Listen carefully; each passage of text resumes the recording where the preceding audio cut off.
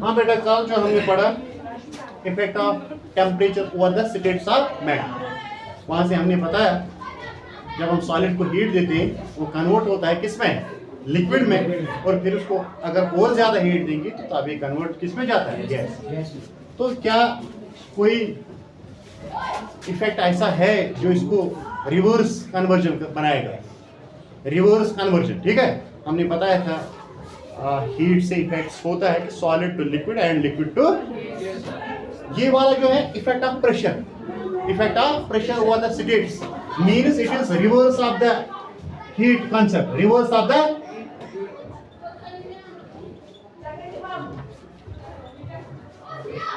वो क्या होता है reverse of the heat concept, that means कि जब हम गैसेस के ऊपर, हमने पहले दिन पढ़ा प्रॉपर्टीज ऑफ गैसेस, गैस की पार्टिकल्स बहुत वाइड होते हैं, उनके अंदर क्या होता है, गैप होता है, क्या होता है, गैप होता है। जब उनके ऊपर हम प्रेशर बनाएंगे, प्रेशर करेंगे, ठीक है, टेम्परेचर को कांस्टेंट रखेंगे, उसके साथ कुछ नहीं करेंगे, जैसे हमने कल बताया constant pressure and increasing temperature changes solid into liquid and liquid into gas.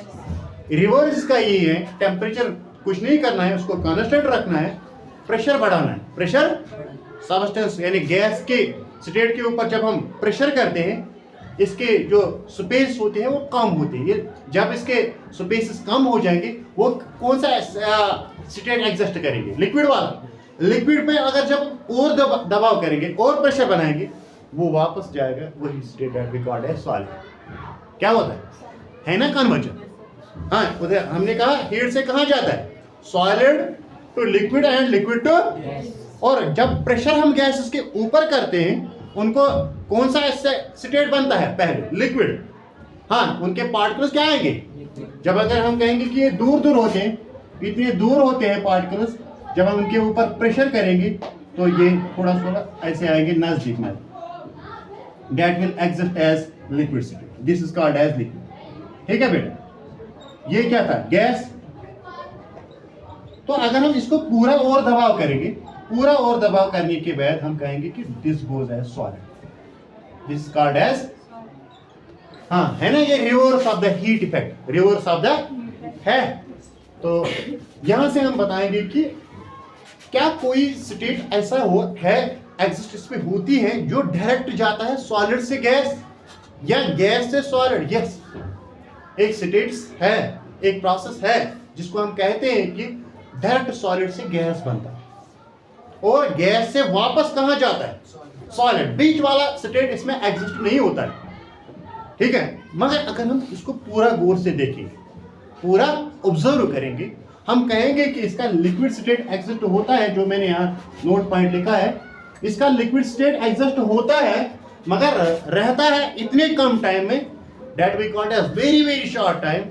इसी को हम फिजिक्स में क्या कहते हैं, नेग्लिजिबल टाइम। क्या कहते हैं, हाँ, जो बहुत छोटा वैल्यू होता है, क्या होता है, बहुत छोटा वैल्यू होता है। फिजिक्स में इस टर्म को हम क्या कहते हैं, नेग्लिजिबल, मीन्स हम ये मानते नहीं फिर कि इसका दूसरा स्टेट आता है, otherwise second state comes there, ठीक है। तो उसकी एग्जांपल एक है कैम्फर, दूसरा है सॉलिड एसिड। कैम्फर एक सब्सटेंस है, जब हम इसको हीट देते हैं ये डायरेक्टली जाता है कन्वर्ट सॉलिड से गैस। कहाँ जाता है, सॉलिड से, बीच वाला इसके ऊपर लिड होता है, कवर होता है इसका, जब हम इसको चाइना डिश में हीट करते हैं, ये इसका कंटेनर होता है, इसके अंदर हीट हम देते हैं, ऊपर से हम इसको लिड रखते हैं, लिड के ऊपर थोड़ा गिलास फनल का होल होता है, उसको भी हम कॉटन से बंद करते हैं, पूरा बंद करते हैं। तो वहां से हम कहेंगे कि इसका लिक्विड स्टेट एग्जिस्ट होता है। ये लैब वाला टॉपिक है, आपको इस वक्त समझ नहीं आएगा, मैं सीधे आपको बताऊंगा।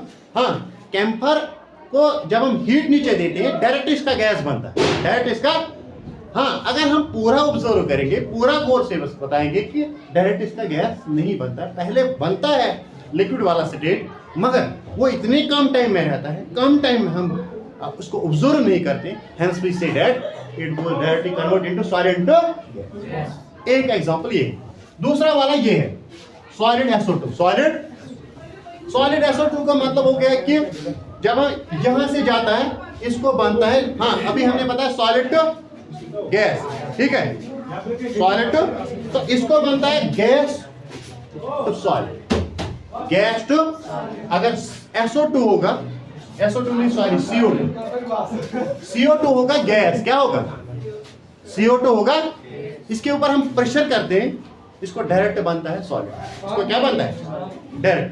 तो ये था effect of pressure, effect of, first we will remember that effect of heat का रिवर्स है कांसेप्ट है effect of pressure, and there is one more property, one more state existed here that we can say that direct status, solid to gas and gas to solid, both the processes are called, both the processes have names that I have summarized here, you will remember this thing, keep आप यहाँ पूरा ध्यान रखिए, ये छोटे class का है, सिर्फ एक ही टॉपिक इसके अंदर जाता है जो नया है, यही 9th वाला।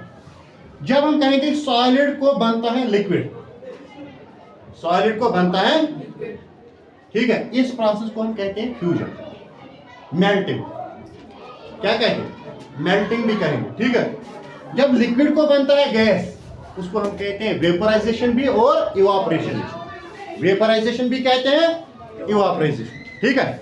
हाँ जब नीचे इसके यहाँ गैस से जब वापस जाएगा लिक्विड, गैस से जब वापस जाएगा उस टाइम इसको हम कहते हैं कंडेंसेशन, क्या कहते हैं, इन 6th क्लास में पढ़ते हैं ना। और जब हम लिक्विड से वापस बनाएंगे solid, it is called as solidification, क्या बोलते हैं सॉलिडिफिकेशन। अब बीच में दो प्रोसेस बच गए, बीच में दो process, solid to gas is called as sublimation directly and gas to reverse solid is also called as sublimation, दोनों का नाम एक ही, ठीक है। हाँ सॉलिड से जाएगा कहाँ, डायरेक्ट गैस पे, इसका नाम क्या है सॉलिडिफिकेशन। हाँ गैस से वापस आएगा सॉलिड बनेगा, उसको क्या कहते हैं, हाँ सब्लिमेशन, ठीक है। तो ये वाले जो प्रोसेस है ये छोटे क्लास में हम पढ़ते हैं, सॉलिड से लिक्विड जाएगा it is called as melting, और फ्यूजन तो लिक्विड से जाएगा गैस तक, इसको कहते हैं इवापोरेशन या वेपराइजेशन। गैस से जाएगा लिक्विड तक वापस, गैस से जब वापस आता है लिक्विड स्टेट में, इसको कहते हैं condensation, and this goes here solidification, this is the term which is new in this class, that is called as solidification, ठीक है। तो इस तरह हो गया ये दो topics complete, effect of heat and effect of pressure और द स्टेट्स ऑफ मैटर। नया टॉपिक क्या होगा तो इंशाल्लाह, ठीक है।